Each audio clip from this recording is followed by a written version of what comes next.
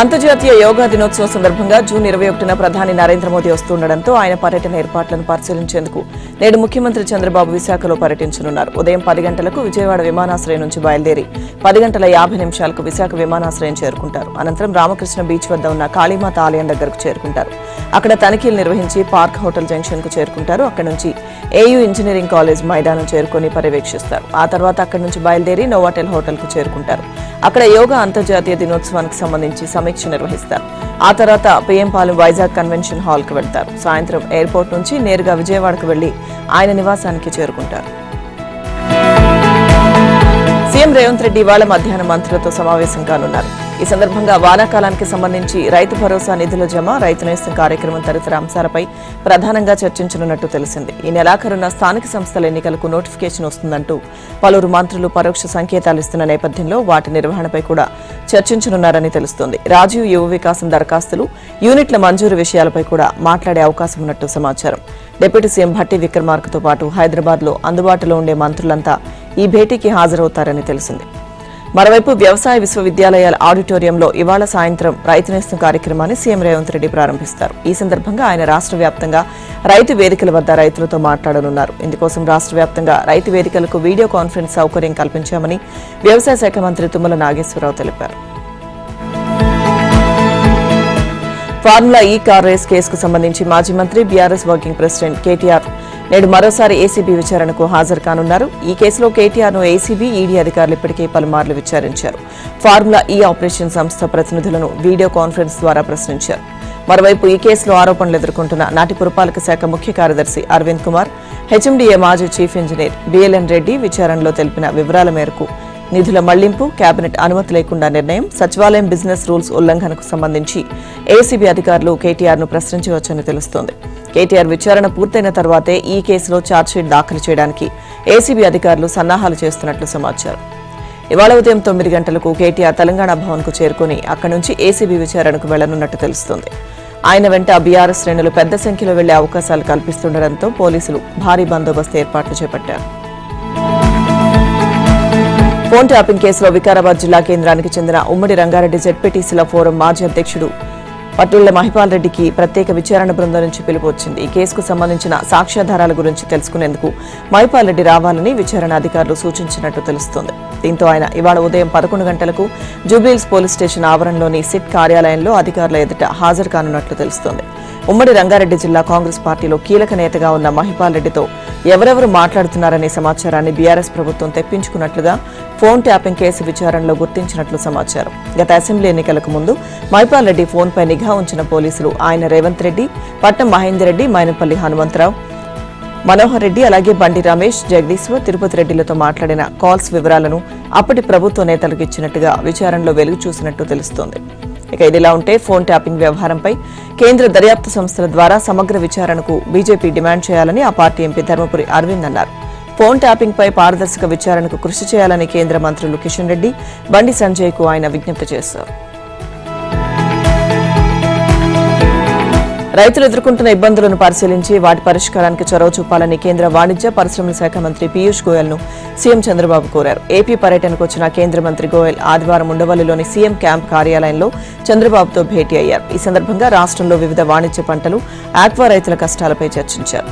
HD బల్లి పొగాకు కొనుగోళ్లు, క్రూడ్ పామాయిల్పై దిగుమతి సుంకం విధింపు, మామిడి గుజ్జుపై జీఎస్టీ వంటి అంశాలను ప్రస్తావించారు. రైతుల ఇబ్బందులను అధిగమించేందుకు రాష్ట్ర ప్రభుత్వం తీసుకుంటున్న చర్యలను కేంద్ర మంత్రి దృష్టికి తీసుకెళ్లిన చంద్రబాబు కేంద్ర సహకారాన్ని కోరారు. ప్రస్తుత సీజన్లో హెచ్డీ బల్లి, వైట్ బల్లి, అలాగే పొగాకు సాగు చేసిన రైతులు ధరలు తగ్గిపోవడంతో ఇబ్బందులు పడుతున్నారని సీఎం వివరించారు. పొగాకు కొనుగోళ్ల కోసం రాష్ట్ర ప్రభుత్వం ఇప్పటికే చర్యలు చేపట్టిందని, దీనిలో భాగంగా 300 కోట్లతో 2 కోట్ల కిలోల పొగాకును కొనుగోలు చేయాలని నిర్ణయించినట్లు చెప్పారు. ప్రస్తుతం ఏపీలో 1.31 లక్షల హెక్టార్లలో పొగాకు సాగు చేశారని, గతేడాది కంటే ఈసారి సాగు విస్తీర్ణం పెరిగిందని చెప్పారు. రాష్ట్రంలో పొగాకు ఉత్పత్తి, మార్కెట్ను పొగాకు బోర్డు పరిధిలోకి తెచ్చేలా చట్టాన్ని సవరించాలని సీఎం సూచించారు. క్రూడ్ పామాయిల్పై దిగుమతి సుంకాన్ని 10% తగ్గించడం వల్ల ఆయిల్ పామ్ రైతులు ఇబ్బందులు ఎదుర్కొంటున్నట్టు సీఎం చంద్రబాబు తెలిపారు. అలాగే ఆక్వా ఎగుమతులపై అమెరికా విధించిన సుంకాల వల్ల ఏపీలోని 8 లక్షల మంది ఆక్వా రైతులు నష్టపోతున్నారని కేంద్ర మంత్రి దృష్టికి తీసుకువెళ్లారు. అలాగే మామిడి గుజ్జుపై జీఎస్టీని 12% నుంచి 5% తగ్గించాలని సీఎం కోరారు. చంద్రబాబు విజ్ఞప్తిపై గోయల్ సానుకూలంగా స్పందించారు. రాష్ట్రంలోని పొగాకు, ఆయిల్ పామ్, మామిడి, ఆక్వా రైతులకు మేలు జరిగేలా చర్యలు చేపడతామని హామీ ఇచ్చారు. భేటీ అనంతరం కేంద్ర మంత్రిని సీఎం శాలువాతో సత్కరించి జ్ఞాపిక అందజేశారు. గత వైసీపీ హయాంమంతా కేంద్రం ఇచ్చిన ఆర్థిక సంఘ నిధులను ఏపీ ప్రభుత్వం దారి మళ్లించిందని ఆరోపిస్తూ సర్పంచ్లు నిరసనలకు దిగగా, మరోవైపు ఆదాయార్జన గల గ్రామ పంచాయతీల్లో నిధులు ఏమయ్యాయో తెలియని పరిస్థితి. వైసీపీకి చెందిన సర్పంచ్లున్న పలు పంచాయతీలు, వైసీపీ నేతల గుప్పిట్లో ఉన్న మరికొన్ని రిజర్వ్డ్ పంచాయతీల్లో 5 ఏళ్ల పాటు యథేచ్ఛగా నిధులను స్వాహా చేశారు. రాష్ట్ర వ్యాప్తంగా పన్నులు, సొంత వనరుల ద్వారా కోటికి పైగా ఆదాయం వచ్చే 100కు పైగా మేజర్ పంచాయతీల్లో భారీ స్కామ్కు తెరతీశారు. సర్పంచ్లు, పంచాయతీ కార్యదర్శులు, అధికారులు అంతా కలిసి 100 కోట్ల రూపాయల నిధులు మాయం చేసినట్టు ఆరోపణలు వెల్లువెత్తుతున్నాయి. కొన్ని చోట్ల అక్రమాలు జరిగినట్టుగా ఆడిట్లో వెల్లడైంది. మేజర్ పంచాయతీల్లో పారిశుద్ధ్యం పనులను అడ్డం పెట్టుకుని భారీగా నిధులు దండుకున్నారు. నిర్మాణ పనుల్లో ఏఈలను వాడుకుని ఎంబుక్లో రికార్డులు చేయకుండానే స్వాహా చేశారని చెబుతున్నారు. మీటింగ్లు పెట్టకుండానే అజెండాలో లేని పనులు చేసినట్లు రికార్డులు సృష్టించి మరీ దోచుకున్నారు. వైసీపీ హయాంలో అవినీతిని ప్రశ్నించేందుకు సాహసించని టీడీపీ కార్యకర్తలు కూటమి సర్కారు వచ్చిన తర్వాత ఆయా పంచాయతీల సర్పంచ్లు, అధికారులపై ఫిర్యాదులు చేశారు. డీపీఓలు, డీఎల్పీఓలు మేజర్ పంచాయతీల్లో జరిగిన స్కామ్లపై విచారణ జరిపి పంచాయతీరాజ్ కమిషనరేట్కు నివేదిక అందించారు. అయితే ఇంకా కొంతమంది డీపీఓలు, టీఎల్పీఓలు అక్రమాలను కప్పిపుచ్చి కమిషనరేట్కు పక్కా సమాచారం అందించలేదన్న ఆరోపణలున్నాయి. మాజీ సైనికులు, సామాన్యుల అసైన్ భూములపై ఓ దళారీ కన్నేశాడు. హక్కుదారులను చీకటి భ్రమల్లో ఉంచి వారిని లేనిపోని భయభ్రాంతులకు గురిచేసి తాను తప్ప మరెవ్వరూ భూమిని కాపాడలేరని నమ్మించాడు. ఆ తర్వాత వారిని నట్టేట ముంచేశాడు. ఇదే దళారీ రాజకీయ నేత అవతారం కూడా ఎత్తాడు. పెద్దల ఆశీస్సులతో ప్రధానమంత్రి, ముఖ్యమంత్రికి స్వాగతం పలికే ప్రోటోకాల్ జాబితాలో అగ్రపథాన ఉండడంతో అధికార యంత్రాంగం కూడా దాసోహమైంది. దీంతో భూములన్నీ సర్వం ఆయన గుప్పెట్లోకి వెళ్లిపోయాయి. గతంలో వైసీపీలో పనిచేసి ఇటీవల టీడీపీలో చేరిన ఓ భూదళారీ ఊసరవిల్లిగా మారి విశాఖ, దాని చుట్టుపక్కల ఉన్న విలువైన భూములను మింగేసిన కథ ఇది. రెవెన్యూ పెద్దల ఆశీస్సులతో ఇప్పటికే ఎండాడలోని మాజీ సైనికుల భూములను సెటిల్ చేసిన ఆ దళారీ నేత ఇప్పుడు మరికొన్ని భూములపై కన్నేశాడు. వాటి విలువ తెలిస్తే మతిపోవాల్సిందే. కనీసం 230 కోట్ల పైమాటే. పెద్దల ఆశీస్సులతో ఆయన చేపట్టిన భూదందాలు ఇబ్బడి ముబ్బడిగా వెలుగు చూస్తున్నాయి. నెల్లూరుకు చెందిన ఓ వైసీపీ కీలక నేత విశాఖలోని చినగదిలి మండలంలో రామనాయుడు స్టూడియో పక్కనే 5 ఎకరాల విలువైన భూమిపై కన్నేశాడు. అది ఒక మాజీ సైనికుడిది. ఆ భూమిని ఆయన నుంచి నేరుగా వైసీపీ నేత కొనుగోలు చేసి తన పేరిట రిజిస్ట్రేషన్ చేసుకోవచ్చు. కానీ ఆ పని చేయలేదు. అది దొడ్డిదారిన దక్కించుకున్న భూమి. దీంతో కూటమి ప్రభుత్వంలో ఆ పని కాదనుకుని ప్రహరీ కట్టుకుని భూమిని తన ఆధీనంలో ఉంచుకున్నారు. ఆ భూమి విలువ 82 కోట్ల పైమాటే. ఇప్పుడు రెవెన్యూ పెద్దలు అధికార యంత్రాంగంతో మాట్లాడి సెటిల్ చేయించే బాధ్యతను విశాఖకే చెందిన టీడీపీ నేతకు అప్పగించారు. ఈ నేత గత ఎన్నికలకు ముందే టీడీపీలో చేరారు. ఇక ఇదిలా ఉంటే ఇదే భూమి తనకు కావాలని భీమిలి ప్రాంతానికి చెందిన ఓ ప్రజాప్రతినిధి పేచీ పెట్టారు. తనకు ఆ భూమి దక్కకపోతే అందరి బండారం బయటపెడతానని కూడా ఆయన హెచ్చరించినట్టు తెలిసింది. శ్రీ సత్యసాయి జిల్లా రామగిరి మండలం కుంటిమద్ది హెలిపాడ్ వద్ద ఏప్రిల్లో జగన్ పర్యటన సమయంలో తలెత్తిన ఘటనలకు సంబంధించిన కేసులో పోలీసుల విచారణ తుది దశకు చేరుకుంది. కుట్రకోణంపై లోతుగా ఆరా తీస్తున్నారు. ఇప్పటికే వైసీపీ రాప్తాడు మాజీ ఎమ్మెల్యే తోపుదుర్తి ప్రకాష్ రెడ్డి, పైలట్ అనిల్ కుమార్, కో పైలట్ శ్రేయస్ జైన్, 85 మంది వైసీపీ నాయకులు, కార్యకర్తలను ప్రశ్నించారు. రామగిరి మండలం పాపిరెడ్డిపల్లిలో హత్యకు గురైన వైసీపీ కార్యకర్త లింగమయ్య కుటుంబాన్ని పరామర్శించేందుకు జగన్ ఏప్రిల్ 8న బెంగళూరు నుంచి హెలికాప్టర్లో కుంటిమద్దికి వచ్చారు. హెలిప్యాడ్ వద్ద దిగిన వెంటనే వైసీపీ కార్యకర్తలు పోలీసులను పక్కకు తోసివేసి హెలికాప్టర్ వద్దకు దూసుకొచ్చారు. కొందరు దానిపై పిడిగుద్దులు కురిపించినట్టు తెలిసింది. దీంతో హెలికాప్టర్ విండ్షీల్డ్ దెబ్బతిందంటూ జగన్ను తీసుకువెళ్లకుండా పైలట్లు అందులో వెళ్లిపోవడం అప్పట్లో వివాదాస్పదమైంది. దీని వెనుక ఏదో కుట్ర ఉందని, జగన్కు హాని తలపెట్టాలని పథకం వేశారని వైసీపీ నేతలు ఆరోపించారు. దీంతో ఈ ఘటనను ప్రభుత్వం తీవ్రంగా పరిగణించి నిజానిజాలు నిగ్గు తేల్చేందుకు విచారణకు ఆదేశించింది. అయితే కావాలని శాంతి భద్రతల సమస్య సృష్టించేందుకు తోపుదుర్తి, ఆయన అనుచరులు ప్రయత్నించినట్లు పోలీసులు ఏప్రిల్ 9న కేసు నమోదు చేశారు. 100 మందికి పైగా కార్యకర్తల పేర్లను చేర్చారు. పైలట్, కో పైలట్ ను విచారణకు పిలువగా ఏప్రిల్ 16న కో పైలట్ శ్రేయస్ జైన్ హాజరయ్యారు. ఆ రోజు జరిగిన ఘటనపై కొంతవరకు ఆయన వివరణ ఇచ్చారు. అయితే ప్రధాన పైలట్ అనిల్ 3 సార్లు గైర్హాజరయ్యారు. అయితే పైలట్, కో పైలట్ చెప్పిన అంశాలు నమ్మశక్యంగా లేవని పోలీసులు భావిస్తున్నారు. ఎట్టకేలకు మే 12న పోలీసుల ముందు పైలట్ అనిల్ హాజరయ్యారు. తెలియదు, గుర్తులేదు అని సమాధానాలు దాటవేసినట్లు తెలిసింది. దీంతో మరోసారి ఆయన విచారణకు పిలవాలని పోలీసులు భావిస్తున్నారు. అయితే ఇప్పటి వరకు 85 మందిని విచారించామని, త్వరలోనే ఛార్జ్షీట్ దాఖలు చేస్తామని రామగిరి సీఐ శ్రీధర్ తెలిపారు. తల్లికి వందనం పథకంతో లబ్ధి పొందిన తల్లుల కళ్లలో ఆనందం చూసి జగన్ రెడ్డి కడుపు మంట మూడింతలు పెరిగిందని రాష్ట్ర విద్యాశాఖ మంత్రి లోకేష్ ఎద్దేవా చేశారు. జగన్ పత్రికలో ఈ పథకంపై తప్పుడు కథనాలు రాస్తూ వికృతానందం పొందుతున్నారని విమర్శించారు. ఈ మేరకు ఆదివారం ఎక్స్లో ఒక పోస్ట్ చేశారు. 6 కంటే ఎక్కువ పిల్లలున్న తల్లులు, అనాథ శరణాలయాల్లో ఉంటున్న పిల్లలకు ఇంకా డబ్బులు జమ కాలేదు. గ్రామ, వార్డు సచివాలయ సిబ్బంది క్షేత్ర పరిశీలన తర్వాత మాత్రమే వారికి నిధులు విడుదలవుతాయి. దొంగ లెక్కలు, డబ్బులు కొట్టేయడం మీ బ్రాండ్ జగన్. ఇక మీ పాలనలో జరిగిన అవినీతి అక్రమాలే అందరూ చేస్తారనుకుంటే ఎలా? మాది ప్రజా ప్రభుత్వం, తప్పు చేయనివ్వం. జగన్ కు కడుపు మంటగా ఉన్నట్టుంది. 2 ఇనో ప్యాకెట్లు పంపిస్తాను, వాడండి, కాస్త తగ్గుద్ది అని లోకేష్ తెలిపారు. ఇక నీట్ విజేతలకు మంత్రి లోకేష్ శుభాకాంక్షలు తెలిపారు. టాప్ 100లో నిలిచిన రాష్ట్రానికి చెందిన 6 విద్యార్థులు డి కార్తిక్, రామ్ కిరీటి, అలాగే K Mohit Sriram, D Suryakiran, P Avinash, Y Sameer Kumar, T Shivamani దీప్లకు హృదయపూర్వక శుభాకాంక్షలంటూ లోకేష్ ట్వీట్ చేశారు. తెలంగాణలో విఎఫ్ఎక్స్, గేమింగ్, ఆడియో విజువల్స్ రంగాలకు సంబంధించి సెంటర్ ఆఫ్ ఎక్సలెన్స్ లను ఏర్పాటు చేయాలని ముఖ్యమంత్రి రేవంత్ రెడ్డికి కేంద్ర నైపుణ్య అభివృద్ధి శాఖ సహాయ మంత్రి జయంత్ చౌదరి సూచించారు. ఐటీఐ విద్యార్థుల్లో నైపుణ్య అభివృద్ధికి ఇది ఉపయోగపడుతుందని అన్నారు. ఆదివారం జూబ్లీహిల్స్ లోని ముఖ్యమంత్రి నివాసంలో ఈ ఇద్దరు భేటీ అయ్యారు. ఈ సందర్భంగా యంగ్ ఇండియా స్కిల్ యూనివర్సిటీ ఏర్పాటు చేయడంపై ముఖ్యమంత్రిని కేంద్ర మంత్రి అభినందించారు. అనంతరం సీఎం రేవంత్ మాట్లాడుతూ తాము ప్రారంభించిన యంగ్ ఇండియా స్కిల్ యూనివర్సిటీలో సెంటర్ ఆఫ్ ఎక్సలెన్స్ ను ఏర్పాటు చేసి దానికి ఐటీఐలను అనుసంధానిస్తామని తెలిపారు. జాతీయ నైపుణ్య శిక్షణ కింద ఈ యూనివర్సిటీకి మద్దతివ్వాలని కేంద్ర మంత్రిని కోరగా తమ సహకారం తప్పక ఉంటుందని జయంత్ చౌదరి చెప్పారు. ఐటీఐలన్నింటికీ ఉచితంగా విద్యుత్ సరఫరా చేయాలని సీఎంకు సూచించగా ఐటీఐలో సోలార్ విద్యుత్ వ్యవస్థ ఏర్పాటు చేయాలని సంబంధిత అధికారులను రేవంత్ ఆదేశించారు. ఆధునిక పరిశ్రమల అవసరాలకు తగినట్లు కాలానుగుణంగా ఐటీఐలో సిలబస్ ను అప్గ్రేడ్ చేయాలని, ఇందుకోసం ప్రత్యేక కమిటీని నియమించాలని అన్నారు. తెలంగాణలోని ప్రభుత్వ పాఠశాలలో సాంకేతికత ఆధారిత బోధనకు పునాది పడుతోంది. విద్యార్థులకు వీడియో ఆధారిత బోధన, కంప్యూటర్ కోడింగ్, పోటీ పరీక్షలకు ఉచిత శిక్షణ అందించేందుకు రంగం సిద్ధమైంది. ఈ మేరకు ముఖ్యమంత్రి రేవంత్ రెడ్డి సమక్షంలో 6 ప్రముఖ జాతీయ, అంతర్జాతీయ ఎన్జీఓలతో రాష్ట్ర విద్యాశాఖ ఆదివారం అవగాహన ఒప్పందం కుదుర్చుకుంది. విద్యారంగంలో నూతన ఒరవడికి నాంది పలికే ఈ ఒప్పందం ద్వారా 1వ తరగతి నుంచి 12వ తరగతి వరకు ఉచితంగా అత్యాధునిక బోధన సేవలు అందుతాయని విద్యాశాఖ తెలిపింది. ఎక్స్టెప్ ఫౌండేషన్, అలాగే ప్రజ్వల ఫౌండేషన్, ఫిజిక్స్ వాలా, ఖాన్ అకాడమీ, అలాగే ఫైజాం ఫౌండేషన్, ఎడ్యుకేట్ గర్ల్స్ సంస్థలతో ఇందులో భాగస్వాములుగా నిలిచాయని వెల్లడించింది. ఇన్ఫోసిస్ సహ వ్యవస్థాపకుడు నందన్ నిలేకని నేతృత్వంలోని ఎక్స్టెప్ ఫౌండేషన్ ఇప్పటికే రాష్ట్రంలోని 540 ప్రభుత్వ పాఠశాలల్లో సాంకేతిక సేవలు అందిస్తోందని, త్వరలో 33 జిల్లాల్లోని 5,000కు పైగా ప్రాథమిక పాఠశాలలకు విస్తరించనుందని విద్యాశాఖ తెలిపింది. ఇక అలోక్ పాండే ఆధ్వర్యంలోని ఫిజిక్స్ వాలా సంస్థ 12వ తరగతి, ఇంటర్ విద్యార్థులకు నీట్, జేఈఈ, క్లాట్ వంటి పోటీ పరీక్షలకు సంబంధించిన ఉచిత శిక్షణ అందిస్తుందని తెలిపింది. అలాగే ఖాన్ అకాడమీ రాష్ట్రంలో 6వ తరగతి నుంచి 10వ తరగతి వరకు విద్యార్థుల పాఠ్యాంశాలకు అనుగుణంగా వీడియో ఆధారిత స్టెమ్ పాఠాలతో శిక్షణ అందిస్తుందని వివరించింది. డాక్టర్ సునీతా కృష్ణన్ నేతృత్వంలోని ప్రజ్వల ఫౌండేషన్ 6వ తరగతి నుంచి 12వ తరగతి వరకు విద్యార్థులకు బాల సురక్ష, రక్షణ కార్యక్రమాలు చేపడుతుందని తెలిపింది.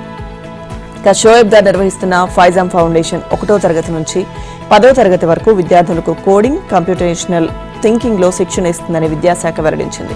సఫీనా హుస్సేన్ ఆధ్వర్యంలోని ఎడ్యుకేట్ గర్ల్స్ సంస్థ పాఠశాలలకు దూరంగా ఉన్న 16,000 మందికి పైగా పిల్లలను తిరిగి బడిలో చేర్పించడం సహా బాలికల అక్షరాస్యత, విద్యా అవకాశాల పెంపుపై పనిచేస్తుందని తెలిపింది. గోదావరి బనకచెర్ల అంశంపై నీటిపారుదల శాఖ మంత్రి ఉత్తమ్ కుమార్ రెడ్డికి బీఆర్ఎస్ ఎమ్మెల్యే హరీష్ రావు లేఖ రాశారు. గోదావరి బనకచెర్ల లింక్ ప్రాజెక్టుతో గోదావరి జలాల్లో తెలంగాణ హక్కులకు తీవ్ర నష్టం కలుగుతుందని హరీష్ రావు హెచ్చరించారు. ఆంధ్రప్రదేశ్ ప్రభుత్వం ప్రతిపాదించిన 200 టీఎంసీల గోదావరి నీటిని బనకచెర్ల వరకు తరలించేందుకు 3 దశల్లో ప్రాజెక్టు డిజైన్ కేంద్రానికి పీఎఫ్ఆర్ సమర్పించడం తెలంగాణ నీటి హక్కులను కాలరాయడమే అన్నారు. ఈ ప్రాజెక్టును కేంద్రం ఆమోదించేలోపే తెలంగాణ ప్రాజెక్టులకు అనుమతులు రావాల్సి ఉండగా ఏపీ యూనిలేటరల్ గా ముందుకు వెళ్తుండడం అన్యాయమన్నారు. 2 రోజుల క్రితం కేంద్ర జలశక్తి మంత్రికి లేఖ రాసి ఈ ప్రాజెక్టును వ్యతిరేకించినందుకు మంత్రి ఉత్తమ్ కు హరీష్ రావు అభినందనలు తెలిపారు. ఇక ఏపీ తీసుకుంటున్న చర్యలు 2014 రాష్ట్ర పునర్విభజన చట్టంతో పాటు నదీ జలాల బోర్డుల నియమాలను ఉల్లంఘిస్తుందని వెంటనే అపెక్స్ కౌన్సిల్ సమావేశం ఏర్పాటు చేసేందుకు కేంద్రాన్ని కోరాలని హరీష్ రావు విజ్ఞప్తి చేశారు. రాష్ట్ర ప్రయోజనాలను దృష్టిలో పెట్టుకుని తగు చర్యలు తీసుకోవాలని, రాష్ట్ర నీటి హక్కుల కోసం బీఆర్ఎస్ మీకు తోడుగా నిలుస్తుందని హరీష్ రావు లేఖలో తెలిపారు. తెలంగాణలో స్థానిక సంస్థల ఎన్నికలకు నెలాఖరులోగా షెడ్యూల్ విడుదలవుతుందని రెవెన్యూ మంత్రి పొంగులేటి శ్రీనివాసరెడ్డి తెలిపారు. వచ్చే కేబినెట్ సమావేశంలో చర్చించిన అనంతరం ఎన్నికల తేదీలపై స్పష్టత వస్తుందన్నారు. తొలుత ఎంపీటీసీ, జెడ్పీటీసీ ఎన్నికలుంటాయని, తర్వాత పంచాయతీ, మున్సిపల్ ఎన్నికలు జరుగుతాయన్నారు. గడువు సమీపిస్తున్నందున ఎన్నికలకు కాంగ్రెస్ శ్రేణులు సిద్ధంగా ఉండాలని సూచించారు. ఆదివారం ఖమ్మం జిల్లా కూసుమంచిలోని తన క్యాంప్ కార్యాలయంలో పాలేరుకు చెందిన ముఖ్య నాయకులతో పొంగులేటి సమావేశం నిర్వహించారు. మరో వారంలో రైతు భరోసా, సన్నవడ్లకు బోనస్ ను అర్హులైన రైతుల ఖాతాల్లో జమ చేయనున్నట్లు తెలిపారు. సంక్షేమ పథకాలను ప్రజల్లోకి తీసుకువెళ్లాల్సిన బాధ్యత నాయకులదే అని, గ్రామాల్లో ఇందిరమ్మ ఇళ్లు పూర్తయ్యేలా చూడాలని సూచించారు. మరోవైపు రాష్ట్రంలో నిర్వహిస్తున్న రెవెన్యూ సదస్సులకు సంబంధించి ఆదివారం హైదరాబాద్లో మంత్రి పొంగులేటి అధికారులతో సమీక్ష నిర్వహించారు. ఈ సందర్భంగా ఆయన మాట్లాడుతూ భూ సమస్యలపై రైతులు చేసుకున్న దరఖాస్తులను నిర్దేశించిన గడువులోగా పరిష్కరించాలని ఆదేశించారు. సర్వే రికార్డులు లేని 5 గ్రామాల్లో పైలట్ ప్రాజెక్టు కింద చేపట్టిన భూ సర్వే శరవేగంగా జరుగుతోందన్నారు. తెలంగాణ రాష్ట్ర శాసనసభ ఎన్నికలు ఈసారి లోక్సభ ఎన్నికలతో కలిసి జమిలిగా జరిగే అవకాశాలు కనిపిస్తున్నాయి. ఒకే దేశం ఒకే ఎన్నిక విధానంలో భాగంగా తెలంగాణ అసెంబ్లీ ఎన్నికలను 2029లో లోక్సభ ఎన్నికలతో పాటు నిర్వహించాలనే యోచనలో కేంద్రంలోని బీజేపీ ప్రభుత్వం ఉంది. అయితే ఒకే దేశం ఒకే ఎన్నిక విధానాన్ని దేశవ్యాప్తంగా ఒకే దశలో కాకుండా 2 దశల్లో కొలికి తేవాలని కేంద్రం భావిస్తోంది. అంటే దేశంలోని దాదాపు సగం రాష్ట్రాల అసెంబ్లీ ఎన్నికలను 2029 లోక్సభ ఎన్నికలతో పాటు నిర్వహించాలని, అనంతరం 2034లో జరిగే సార్వత్రిక ఎన్నికల నాటికి మిగతా సగం రాష్ట్రాలకు కూడా కలిపి నిర్వహించాలని కేంద్రం యోచిస్తోంది. లోక్సభ ఎన్నికలతో పాటే అన్ని రాష్ట్రాల అసెంబ్లీ ఎన్నికలు నిర్వహించాలనే దిశగా అడుగులు వేస్తున్న మోదీ సర్కార్ ఈ పనిని 2 దఫాలుగా సాకారం చేయడం సులభతరం అవుతుందని భావిస్తున్నట్లు తెలుస్తోంది. ఇందులో భాగంగా తెలంగాణ అసెంబ్లీ ఎన్నికలను తొలి దఫా జమిలిగా నిర్వహించాలని యోచిస్తున్నట్లు తెలుస్తోంది. ఇక ఉమ్మడి ఆంధ్రప్రదేశ్గా ఉన్నప్పుడు రాష్ట్ర అసెంబ్లీకి చాలా దఫాలుగా పార్లమెంట్తో కలిపి ఎన్నికలు జరిగాయి. తెలంగాణ రాష్ట్రం ఏర్పాటయ్యాక జరిగిన 2014 ఎన్నికలు కూడా జమిలిగానే నిర్వహించారు. అయితే ఆ తర్వాత 2018లో నాటి కేసీఆర్ ప్రభుత్వం లోక్సభతో కాకుండా సుమారు 5 నెలల ముందుగానే అసెంబ్లీ ఎన్నికలకు వెళ్లింది. 2023లోనూ అదే కొనసాగింది. సీఎం రమేష్ తదితరులుండగా కాంగ్రెస్ నుంచి ప్రియాంక గాంధీ, మనీష్ తివారీ, రణదీప్ సుర్జేవాలా, టీడీపీ నుంచి కంటి హరీష్, జనసేన నుంచి వల్లభనేని బాలశౌరి, వైసీపీ నుంచి వైవి సుబ్బారెడ్డి, దేశంలోని పలు ఇతర పార్టీల ఎంపీలు సభ్యులుగా ఉన్నారు. ఇక ఈ కమిటీ ఇప్పటికే 5 రాష్ట్రాల్లో పర్యటించింది. మహారాష్ట్ర, పంజాబ్, హర్యానా తదితర రాష్ట్రాల్లో కేవలం రాజకీయ పార్టీల అభిప్రాయాలే కాకుండా ప్రభుత్వ రంగ సంస్థలు, బ్యాంకుల అభిప్రాయాలను కూడా తీసుకుంటోంది. మా శాఖలో మేమే సర్వం, మేం చెప్పినట్లే జరగాలి అన్నట్లుగా రాష్ట్రంలో పనిచేస్తున్న కొందరు ఐఏఎస్ల తీరు ఉంటుంది. వారు తీసుకునే నిర్ణయాలతో పాటు వ్యవహరిస్తున్న తీరు కూడా చర్చనీయాంశంగా మారుతుంది. కొంతమేర ప్రభుత్వాన్ని కూడా ఇరకాటంలోకి నెడుతోంది. కొందరు సీనియర్ ఐఏఎస్లు తమ సహచర అధికారుల పట్ల ఇష్టారీతిన వ్యవహరిస్తున్నారని, కొందరైతే ఏకంగా నోటికి పని చెబుతున్నారనే ఆరోపణలు వస్తున్నాయి. కింది స్థాయి ఉద్యోగుల పట్ల అనుచితంగా ప్రవర్తిస్తున్నారని, దురుసు వ్యాఖ్యలు చేస్తున్నారని సచివాలయంలో చెప్పుకుంటున్నారు. మరికొందరు ఐఏఎస్లు పలు అంశాలపై ముఖ్యమంత్రి చేసిన సూచనల్ని కూడా పట్టించుకోవడం లేదని అంటున్నారు. ఇటీవల జిల్లా కలెక్టర్ స్థాయి నుంచి రాష్ట్ర స్థాయి పోస్టులోకి వచ్చిన పలువురు అధికారుల తీరు మరింత ఇబ్బందికరంగా ఉంటోందని ఆయా శాఖల్లో పనిచేసే ఉద్యోగులు చెబుతున్నారు. రాష్ట్ర స్థాయిలో పనిచేసే అధికారులు చాలా హుందాగా వ్యవహరించాల్సి ఉంటుందని గుర్తు చేస్తున్నారు. సచివాలయం కేంద్రంగా జరిగే ప్రతి పని జనంతో కూడుకుని ఉంటుందని, ఇక్కడ రూపొందే పాలసీలు ప్రభుత్వాలపై ప్రభావం చూపుతాయని, ప్రజలకు ఎంత ప్రయోజనం చేకూరితే ప్రభుత్వాలకు అంత మంచి జరుగుతుందని పేర్కొంటున్నారు. కానీ పాలసీల రూపకల్పన నుంచి ఉద్యోగులతో వ్యవహరించే విధానం వరకు ఏ విషయంలోనూ కొందరు ఐఏఎస్ల వ్యవహారం సరిగా ఉండడం లేదనే భావన ఇటీవల వ్యక్తమవుతోంది. పలు సమీక్షల్లో ముఖ్యమంత్రి రేవంత్ రెడ్డి కూడా అధికారులకు సూచనలు చేయడంతో పాటు అలసత్వం ప్రదర్శించిన వారిని హెచ్చరించారు. అయినా వారి తీరు మారడం లేదని సచివాలయ ఉద్యోగులు చర్చించుకుంటున్నారు. కొందరు ఐఏఎస్లు తమ శాఖల పరిధిలో తీసుకునే నిర్ణయాల విషయంలో ఇష్టారీతిన వ్యవహరిస్తున్నారనే ఆరోపణ. టీఆర్ఎస్ నేత ఆదిలాబాద్ జిల్లా కేంద్ర సహకార బ్యాంక్ డైరెక్టర్ చిక్యాల హరీష్ కుమార్ ను 4 వ్యక్తులు కిడ్నాప్ చేశారు. ఆదివారం తెల్లవారుజామున 2 గంటల సమయంలో నిర్మల్ జిల్లా మామిడ మండలం పొన్కల్లో ఈ ఘటన జరిగింది. హరీష్ కుమార్ నిర్మల్ జిల్లా మామిడ మాజీ ఎంపీపీ కూడా. హరీష్ కుమార్ వద్ద గతంలో కారు డ్రైవర్ గా పనిచేసిన వ్యక్తి ఈ కిడ్నాప్ కు సూత్రధారిగా అనుమానిస్తున్నారు. హైదరాబాద్ నుంచి పిలిపించుకున్న మరో 3 వ్యక్తులతో కలిసి ఆ వ్యక్తి హరీష్ కుమార్ నివాసానికి వెళ్లి నిద్రపోతున్న ఆయన్ను లేపి బెదిరించి బలవంతంగా అతని కారులోనే ఎక్కించుకుని హైదరాబాద్ వైపు తీసుకెళ్లారు. ఈ సమయంలో వారు 3 కోట్లు ఇవ్వాలని డిమాండ్ చేయడంతో హరీష్ కుమార్ తన సన్నిహితులకు ఫోన్ చేసి కొంత నగదు కావాలని కోరినట్లు సమాచారం. అయితే హైదరాబాద్ వైపు వెళ్తున్న కారు తూప్రాన్ టోల్ ప్లాజా వద్ద ఆగిన సమయంలో హరీష్ కుమార్ చాకచక్యంగా కిడ్నాపర్ల చెర నుంచి తప్పించుకున్నారు. అక్కడి నుంచి నేరుగా తూప్రాన్ పోలీస్ స్టేషన్ వెళ్లి జరిగిన ఘటన గురించి పోలీసులకు తెలిపారు. అయితే ఈ ఘటన నిర్మల్ జిల్లాలో తీవ్ర కలకలం రేపుతోంది. కిడ్నాప్ జరిగిన మాట నిజమేనని, తాను ప్రస్తుతం క్షేమంగా ఉన్నానని, ఎవరూ ఆందోళన చెందవద్దని హరీష్ కుమార్ తన సన్నిహితులకు ఫోన్ చేసి చెప్పారు. ఘటనపై కేసు నమోదు చేసి దర్యాప్తు చేస్తున్నామని, నిందితులను త్వరలోనే పట్టుకుంటామని మామిడి ఎస్ఐ అశోక్ తెలిపారు. కర్నూలు జిల్లాలో ఆదివారం 2 చిరుతలు కలకలం రేపాయి. కోసిగిలోని పులికనుమ ప్రాజెక్టు సమీపంలోని బసవన్నకొండ దగ్గరలోని ఎర్రవంకలో ఓ చిరుతపులి గాండ్రిస్తూ నడవలేని స్థితిలో ఉంది. అది విన్న రైతులు ముందు ఆ చిరుతను చూసి భయపడి గ్రామంలోకి పరుగులు తీశారు. అయితే ఎంతసేపటికి చిరుత ఉన్న చోట నుంచి ముందుకు కదలకపోవడంతో ఎస్ఐ హనుమంతరెడ్డికి అటవీ అధికారులకు సమాచారం ఇచ్చారు. SI, DFO Shyamala, DFO flying squad Srinivasulu, Adoni forest range officer Tejaswini, beat officer అనురాధతో పాటు సిబ్బంది అక్కడికి చేరుకున్నారు. అటవీ సిబ్బందితో పాటు యువకులు చిరుతను బంధించే క్రమంలో ఓ యువకుడిపై చిరుత దాడి చేసింది. దీంతో ఆ యువకుడికి గాయాలయ్యాయి. చివరకు ఆ చిరుతను బంధించి ఆదోనికి తరలించారు. శ్రీశైలం నుంచి వైద్యులు వచ్చిన తర్వాత పరిశీలిస్తారని, అనంతరం వారి సూచనల మేరకు తిరుపతి జూ పార్క్ లో గానీ, శ్రీశైలం నల్లమల అడవిలో గానీ వదులుతామని అటవీ అధికారులు చెప్పారు. అలాగే మరో చిరుత బసవన్న కొండపై చాలాసేపు అటు ఇటు తిరిగి కొండల్లోకి వెళ్లిపోయింది. ఒకే రోజు 2 చిరుత పులులు కనిపించడంతో ప్రజలు భయాందోళనలో ఉన్నారు. ఏపీలో విచిత్రమైన వాతావరణం ఓవైపు, కరెంటు కోతలు మరోవైపు. వెరసి జనం ఉక్కిరిబిక్కిరవుతున్నారు. వాతావరణ పరిస్థితులు గమనిస్తే ఆకాశంలో మబ్బులు ఉంటాయి. వాతావరణం చల్లగా ఉంటుందేమోనని ఆశిస్తే భరించలేనంత ఉక్కపోత ఉంటుంది. ఒళ్లంతా చెమటలు పడుతున్నాయి. సరిగ్గా ఇలాంటి వాతావరణంలోనే కరెంటు పోతుంది. ఎక్కడో లైన్ ప్రాబ్లం ఏమో అనుకుంటే రాత్రి సమయంలోనూ ఇదే పరిస్థితి. అర్ధరాత్రి వేళ సరిగ్గా కునుకు పడుతున్న సమయంలోనూ కరెంటు పోతుంది. దీంతో జనంలో అసహనం పెరుగుతోంది. ఏదైనా సాంకేతిక లోపమో, విద్యుత్ డిమాండ్ పెరిగిపోవడమో అని ఆరా తీస్తే అందుకు భిన్నంగా రోజుకు 242 మిలియన్ యూనిట్ల డిమాండ్ కాస్త క్రమంగా పడిపోతుందని డిస్కంలు చెబుతున్నాయి. విద్యుత్ ఉత్పత్తి, డిమాండ్, కొనుగోలు వివరాలు తెలుసుకుందామంటే ఆంధ్రప్రదేశ్ పవర్ కోఆర్డినేషన్ కమిటీ అందుబాటులోకి రావడం లేదు. విద్యుత్ గ్రిడ్ సరఫరా పరిస్థితిపై ఆరా తీస్తే లోడ్ రిలీఫ్ ఎక్కడా ఎక్కువగా లేదని, ఉమ్మడి తూర్పుగోదావరి జిల్లా ఉమ్మిడివరం, కొత్తపేటలో ట్రాన్స్మిషన్ టవర్లు మార్పు చేయాల్సి వస్తున్న సమయంలోనే విద్యుత్ అంతరాయం ఉంటుందే తప్ప ప్రత్యేకంగా కరెంటు కోతలు లేవని డిస్కంలు చెబుతున్నాయి. అయితే రాష్ట్రంలో విద్యుత్ డిమాండ్ ఆదివారం నాడు 215.549 మిలియన్ యూనిట్లుగా ఉందని ఇంధన సంస్థలు చెబుతున్నాయి. ఇక విద్యుత్ కొనుగోళ్ల సమాచారం బయటకు పొక్కకుండా జాగ్రత్త పడుతున్నారు. కరెంటు కోతలు అధికారికంగా లేవని, అంతరాయం మాత్రమే ఉందని డిస్కంలు చెబుతున్నా సరఫరా నిలిచిపోవడాన్ని సామాన్యుడు కరెంటు కోతగానే భావిస్తాడు. అయితే ఈ వాదనలకు డిస్కంలు మాత్రం సాంకేతిక సాకులు చూపుతున్నాయి. ప్రస్తుతం వ్యవసాయ విద్యుత్ డిమాండ్ అంతంత మాత్రంగానే ఉండడంతో రైతాంగం నుంచి కరెంటు సరఫరాపై పెద్దగా ఆందోళన లేదు.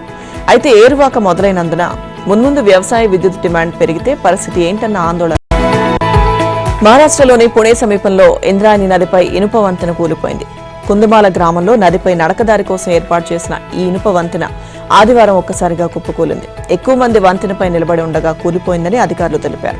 ఘటనలో 4 మృతి చెందారని, 30 మంది గాయపడ్డారని పోలీసులు చెప్పారు. 38 మందిని కాపాడామని, కొందరు నదీ ప్రవాహంలో కొట్టుకుపోయారని తెలిపారు. సాయంత్రం 4 గంటల సమయంలో 100 మంది వరకు పర్యాటకులు బ్రిడ్జిపై ఒకే చోట నిల్చుని ఉన్నారన్నారు. ఈ పాత ఇనుప వంతెనను కేవలం పాదచారుల కోసమే నిర్మించారని మహారాష్ట్ర విపత్తు నిర్వహణ శాఖ మంత్రి గిరీష్ మహాజన్ తెలిపారు. ద్విచక్ర వాహనదారులు ఈ వంతెనపై రాకపోకలు సాగించరాదని హెచ్చరిక బోర్డులు కూడా ఉన్నాయన్నారు. ఇలాంటి హెచ్చరికలను ఎవరూ పట్టించుకోవడం లేదని చెప్పారు. మృతుల కుటుంబాలకు 5 లక్షల చొప్పున పరిహారం అందించనున్నట్టు